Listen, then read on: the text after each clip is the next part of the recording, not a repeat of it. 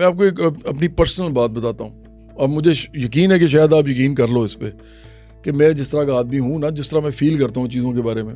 मैं अपनी मदर के पास आया जब मुझे तमगा इम्तियाज़ मिला सदारती अवार्ड था, तो ये 2004 में मिल गया था मुझे। तो वो जब मैंने अम्मी को ला के दिया ना, तो मेरी मदर खुश हुई। उनकी डेथ हुई थी 2008 में, तो 2004 में थोड़ी हल्की सी शायद बीमार भी थी। तो मैंने कहा कि अम्मी ये बड़ा ये आपके लिए है। तो मैं जब वो वहाँ से निकला तो मेरे जहन में कोई खुशी नहीं थी।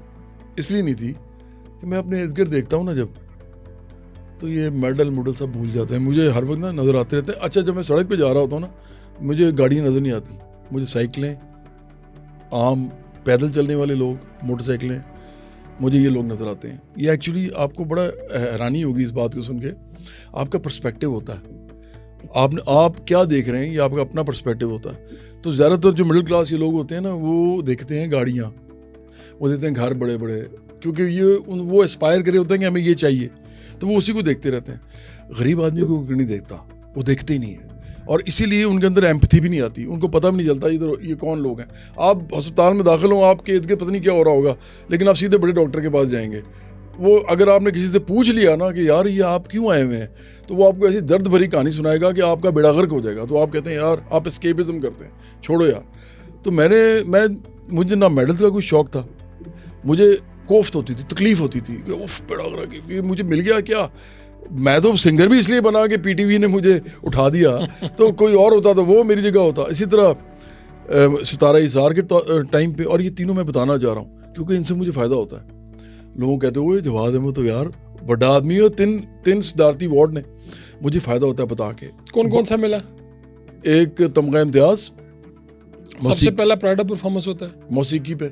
अच्छा, नहीं, प्राइड ऑफ परफॉर्मेंस एक अलग अवार्ड है। अच्छा। दूसरा मुझे मिला सितारा इज़हार, वो मिला मुझे सोशल वर्क पे, और तीसरा मुझे मिला ह्यूमन राइट्स अवार्ड। पहले दोनों परवेज़ मुशर्रफ ने दिए, उस ज़माने में हमारा म्यूज़िक सही चल रहा था ना, और सोशल वर्क भी बहुत कर रहा था मैं, ज़लज़लों में, सैलाबों में, और फिर स्कूल्स खोल रहा था तालीम फॉर ऑल के अंडर।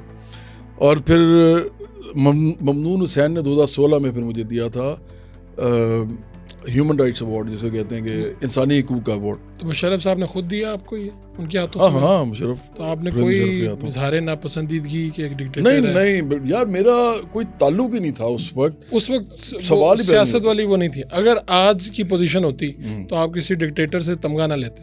यार मैं तमगा तो क्या लेता, मैं अगर पॉलिटिशियन हूँ अब, तो मैं तो बात जो कर रहा हूँ, मैं तो इतनी हार्ड बात कर रहा हूँ कि अब तो सवाल ही पैदा नहीं होता। मिलना भी नहीं था, लेकिन वैसे मैं आपकी अप्रोच जानना चाह रहा हूँ कि मिलना कैसे था। यानी कोई जमहूरी आदमी तो डिक्टेटर से नहीं सोचता कि मैंने नहीं लेना। आजकल मुझे कोई नहीं बुलाता इसीलिए। लेकिन एक बात मैं आपको बताऊँ, ये अपने दोस्तों को मैं बताता होता हूँ, उनको पता भी है।